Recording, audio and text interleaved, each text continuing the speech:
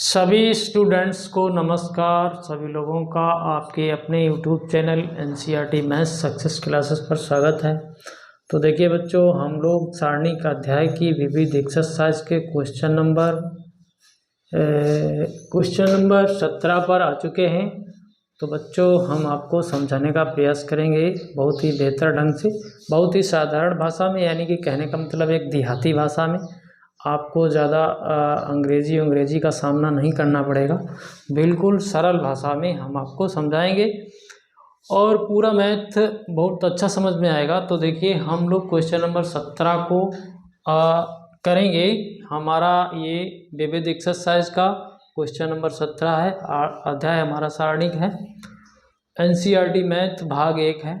ठीक है, तो देखिए बच्चों, हम लोगों को इस सारणी का मान निकालना है। साथ ही एक कंडीशन है हमारे पास कि ए बी सी जो इसमें प्रयुक्त हुए हैं ये समांतर श्रेणी में है। तो आपने कक्षा 10 में समांतर श्रेणी को पढ़ा होगा। होता क्या है, जब कोई समांतर श्रेणी होती है तो उसमें एक 3 नंबर अगर हैं तो 2b बराबर a प्लस सी होता है। इसको आप समझते रहिए। जैसे अगर हम कोई समांतर श्रेणी है 1 3 5 7, ये भी एक समांतर श्रेणी है। तो इसमें यदि हम 3 नंबरों का हिसाब लगाएं तो इसका दूना यानी कि 2 गुणे 3 और इसको जोड़ दें तो ये बराबर होता है। देखिए 1 5 को जोड़ दें तो ये बराबर होता है। ठीक है, अच्छा ऐसा ही नहीं, इन 3 नंबर को लें तो भी यही कंडीशन फॉलो हो जाएगी। तो बिल्कुल आप समझदार हैं, इसलिए आप समझ रहे हैं 2b बराबर a प्लस सी, ऐसी कंडीशन है यहाँ पर। तो अब कहीं ना कहीं हमें इसको हल करना है, तो हम लोग सारणी के गुणधर्म का यूज करेंगे। तो देखिए क्या करें हम, हमारा ज़्यादा यहाँ पर 0 बन जाए या 1 1 बन जाए या कुछ ऐसा हो जाए, कुछ कॉमन हो जाए, तो यही तरीका होता है। तो देखिए ये हमारा R2 है और ये हमारा R1 है और ये हमारा R3 है। ठीक है, यानी कि रो 1 रो 2 रो 3 ये है। तो बच्चों, यदि हम लोग R1 और R3 को जोड़ दें, बात समझो, यदि हम R1 और R3 को जोड़ दें और इसमें से अगर हम 2R2 को घटा दें और ये सभी संक्रिया हम लोग R1 में ही कर दें। देखो एक तरीका हमने सोचा है, हम सोच रहे हैं कि इसको जोड़ दिया जाए तो ये 2x प्लस 6 हो जाएगा और भैया 2 का गुणा करके R2 को इसी में से निकाल दिया जाए तो यहाँ निश्चित रूप से 0 आ जाएगा। कुछ सोचना नहीं है, आपको सीधा यहाँ 0 मिल जाएगा।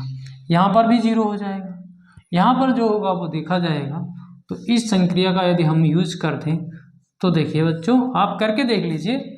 आप देखिए यहाँ कर लीजिए, यहाँ पर देखिए R1 ये है, तो आप R1 में R3 को जोड़ रहे हैं। तो देखिए पहले यहाँ पर हम क्या लाएंगे, x plus 2 x plus 4। R1 में हम R3 को जोड़ दिया और दो का गुणा करके ये R2 को घटा रहे हैं। तो देखिए ये आपका 2x प्लस 6 हो गया, ये भी आपका 2x प्लस 6 हो गया माइनस का, ये ख़त्म, ये 0 हो जाएगा। ठीक है, अब यहाँ देखिए हम x प्लस 3 x प्लस 5 जोड़ रहे हैं और 2 का गुणा करके x प्लस 4 को घटा रहे हैं। तो ये 2x प्लस 8 हो गया और ये भी 2x प्लस 8 हो गया, तो ये इससे कैंसिल, ये 0 हो गया। ठीक है, अब देखिए उसमें क्या हो जाएगा, x प्लस 2a हो जाएगा, x प्लस 2c हो जाएगा, माइनस का 2 का गुणा करके x प्लस 2b हो जाएगा। तो ये हो जाएगा, तो x से 2x हो जाएगा ये। ठीक है, और ये 2a है, ये 2c है। यहाँ पर क्या है, यहाँ पर माइनस का 2x है, फिर भैया 2 का यहाँ गुणा करोगे माइनस का 4 भी है। तो देखो बच्चों, ये तो आपस में कैंसिल हो रहा है। 2a plus 2c minus 4b। अगर इसको भी सही से लिखें 2a plus c minus 4b हो जाएगा। ठीक है, ठीक है, तो लिख देते हैं 2a प्लस c माइनस का 4b। ठीक है, हम लोग R1 में ही संक्रिया कर रहे थे, तो ये कैलकुलेशन का पार्ट है, इससे कोई दिक्कत नहीं है, और इसमें तो हमने कुछ नहीं किया है, तो इसको तो ऐसे ही लिख लीजिए x plus 4 x plus 2b x plus 4 x plus 5 x plus 2c। अब बच्चों देखिए, अब a प्लस c की जगह, क्योंकि ये समांतर श्रेणी में है, हम यहाँ पर 2b लिख सकते हैं। यहाँ पर इतने में 2b लिखेंगे तो ये भी तो 4b हो जाएगा, 4b माइनस 4b, ये भी 0 आ जाएगा। तो यहाँ एक बार और लिख दीजिए 0 0 0, और कुछ भी बना रहे यहाँ।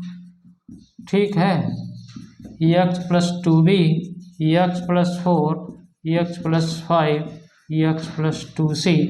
तो भैया जब एक आपका रो ही 0 हो गया तो फिर कुछ मतलब ही नहीं, उत्तर तो 0 आएगा।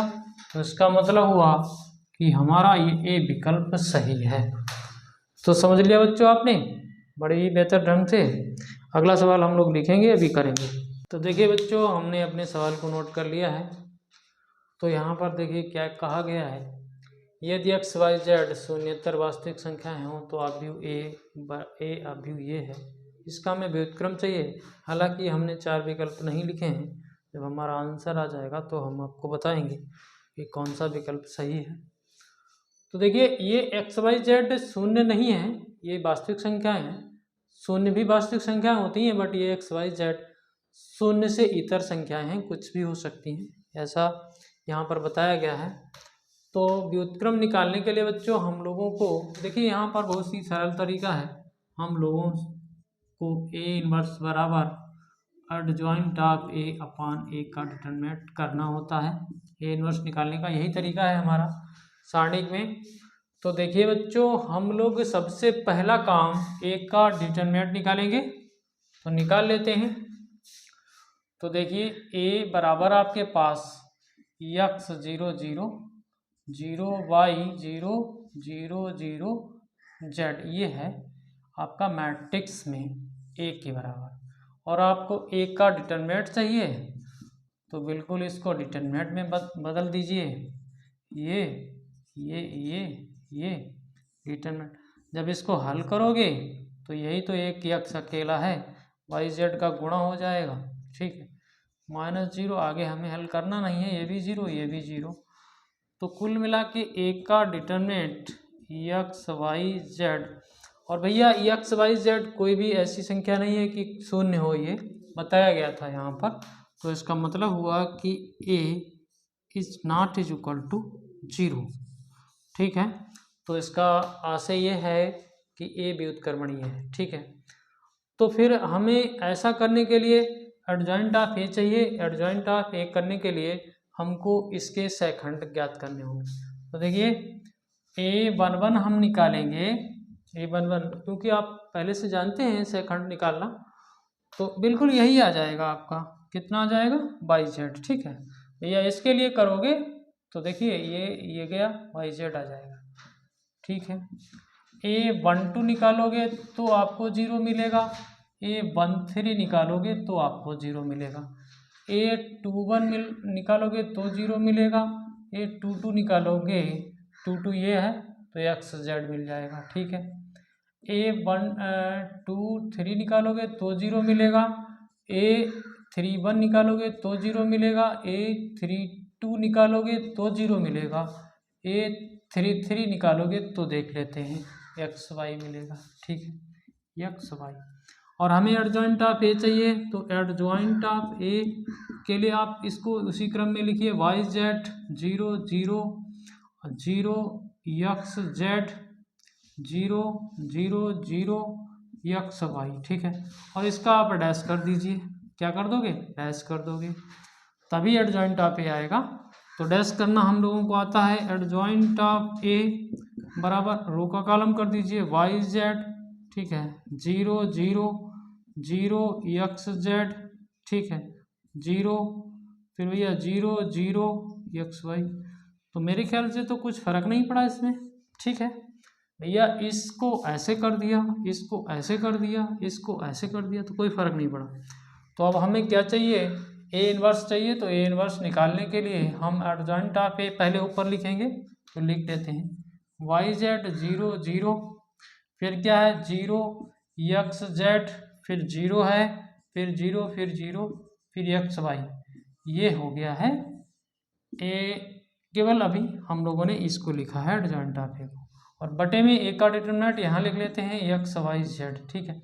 अंदर हम इसका भाग लगा दें तो देखिए कैसे, वाई जेड बटे एक्स वाई जेड हो जाएगा, ठीक है। यहाँ तो 0 है, यहाँ भी 0 है, यहाँ भी 0 है, यहाँ एक्स जेड बटे एक्स वाई जेड, यहाँ भी 0 है, यहाँ 0, यहाँ 0, यहाँ एक्स वाई बटे एक्स वाई जेड हो जाएगा। तो बिल्कुल आप इसकी कैलकुलेशन करें तो देखिए वाई जेड कैंसिल, यानी कि 1/x बचा है, ठीक है 1/x। ये तो 0 है, ये 0 है, ये 0 है। यहाँ पर देखिए एक्स जेड कैंसिल, तो 1/y बचा है, ये 0 है, ये 0 है, ये 0 है, यहाँ पर 1/z ही बचेगा। तो बच्चों अब हमारा ए इनवर्स आ चुका है। तो देखिए इसको आप चाहें तो एक्स इनवर्स लिख सकते हैं, इसको आप चाहें तो वाई इनवर्स लिख सकते हैं, इसको आप चाहें तो जेड इनवर्स लिख सकते हैं। तो इसका मतलब हुआ कि हमारा विकल्प कौन सा सही है, ए। विकल्प हमारा कौन सा सही है, विकल्प ए सही है, ए सही है। देख लेना बच्चों आप भी। तो बस एक क्वेश्चन बचा है, अभी हम लोग करेंगे उसको। हाँ विकल्प में ज़रूर ये एक्स इनवर्स लिखा गया है, ठीक है, ऊपर ले जाके, तो इतना तो आप जानते हैं। अगला क्वेश्चन देखते हैं। तो देखिए बच्चों हम लोगों ने अपना 19 नंबर सवाल लिख लिया है, और देखिए इस सवाल को हम लोग देखने से ये लगता है कि इसमें क्या करें। तो ऐसा आप देखिए, यहाँ पर देखिए ए बी सी डी विकल्प लिखे हुए हैं, यहाँ पर हमें डेट ए, यानी कि हमें डिटरमिनेट ए करना है। क्या करना है, डिटरमिनेट ए करना है। फिर देखना है कि वो जो है उसका मान कहाँ से कहाँ तक, और थीटा जो हमारा है यहाँ पर 0 से 2π के बीच में रहना है, ठीक है, बीच में 0, यानी कि थीटा जो है इस प्रकार से है 0 और 2π और क्लोज इंटरवल, इस प्रकार से हमको थीटा दिया गया है, ठीक है। तो बच्चों हम सबसे पहले इसमें ए का डिटरमिनेंट निकालेंगे। तो कर लेते हैं डिटरमिनेंट, डायरेक्ट भी आप हल कर सकते हो या फिर वैसे हल कर सकते हो प्रॉपर्टी लगा के। तो देखिए 1 minus sine theta, 1 sine theta minus 1 minus sine theta 1, इसको हम लोग हल करेंगे, फिर देखेंगे क्या होता है। तो देखिए 1 के लिए हम लोग जानते हैं ना हल करना। तो देखिए 1 के लिए आप इसको छोड़िए, इसको छोड़िए, तो यहाँ देखिए 1 और यहाँ गुणा करोगे, बीच में माइनस होता है, तो प्लस का साइन स्क्वायर थीटा हो जाएगा। फिर बच्चों यहाँ माइनस होता है, तो ये माइनस का साइन थीटा हो जाए। इसको छोड़िए तो ये वाला माइनस का साइन थीटा हो जाएगा, और इसका यहाँ गुणा करोगे तो ये प्लस का साइन थीटा हो जाएगा, ठीक है। इसमें जब आओगे तो 1 है, तो ये छोड़िए, ये छोड़िए, यानी कि ये आपका ये इसका इसमें गुणा करोगे तो ये साइन स्क्वायर थीटा हो जाएगा। फिर आपका इसमें गुणा होगा तो ये +1 हो जाएगा। फिर देखिए बच्चों ये आपका टर्म ही 0 हो गया, ठीक है, क्योंकि ये साइन थीटा है, प्लस का है, ये माइनस का, ये टर्म 0 हो गया। तो आपको 1 प्लस साइन स्क्वायर थीटा, और उधर भी 1 प्लस साइन स्क्वायर थीटा।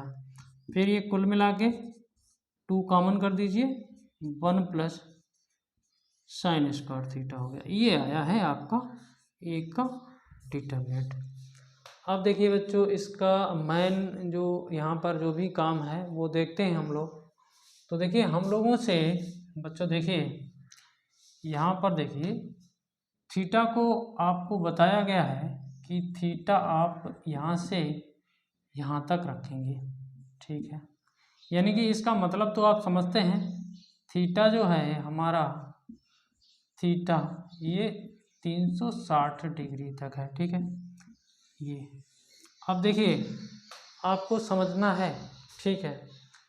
अब देखिए जो साइन थीटा साइन थीटा के जो मान होते हैं हम लोग उनको देखिए कहाँ से कहाँ तक होते हैं। कम से कम जो मान होता है वो 1 होता है, ठीक है।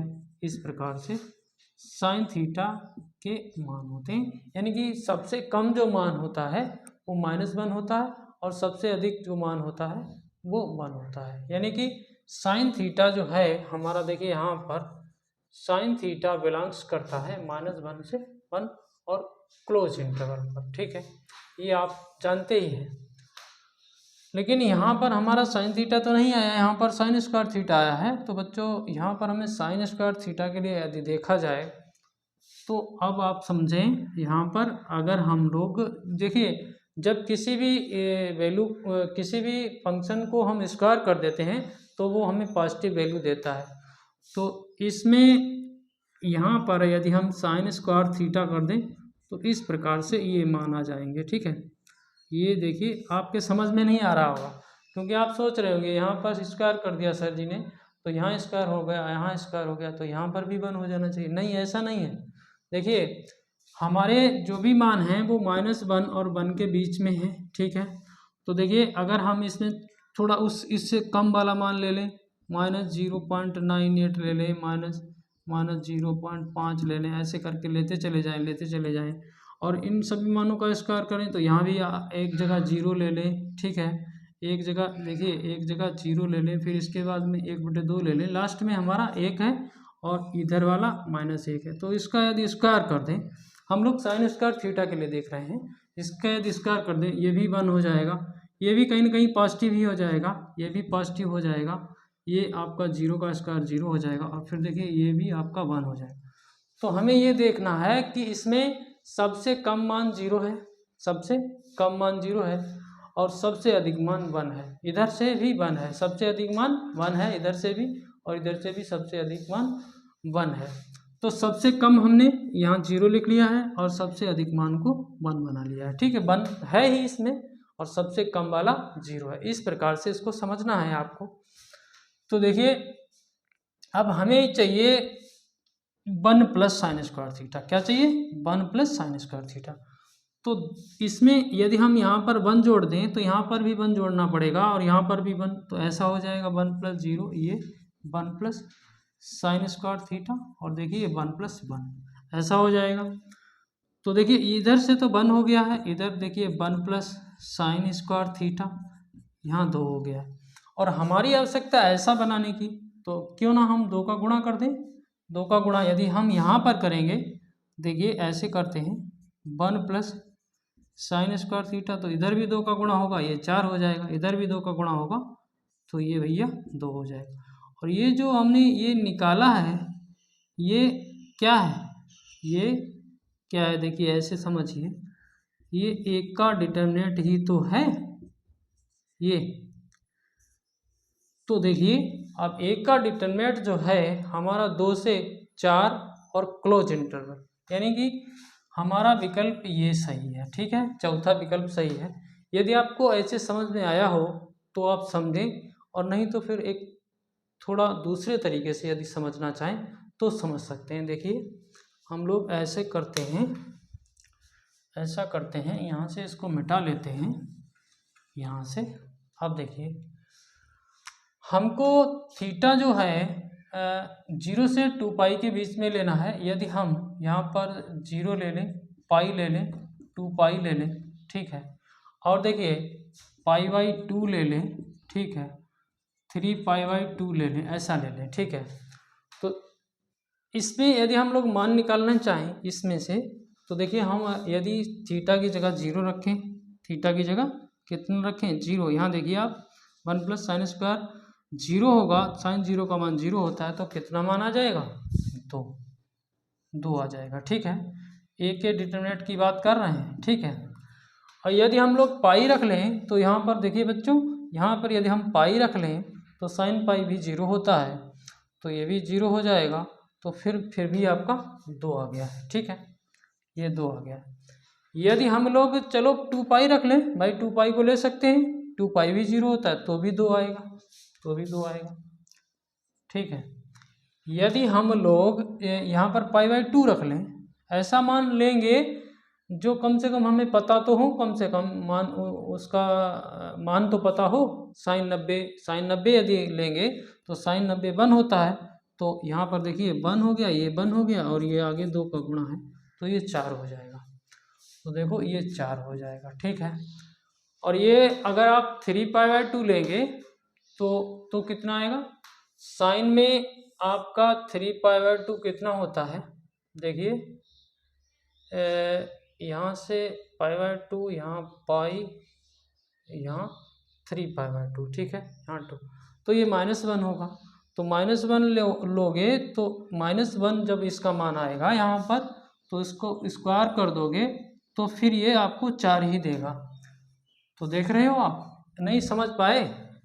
देखो भैया, 1 प्लस sin 3π/2 ऐसा लिखा हमने, यानी कि 9 × 27 ऐसा, और इसका स्क्वायर कर दिया, ठीक है।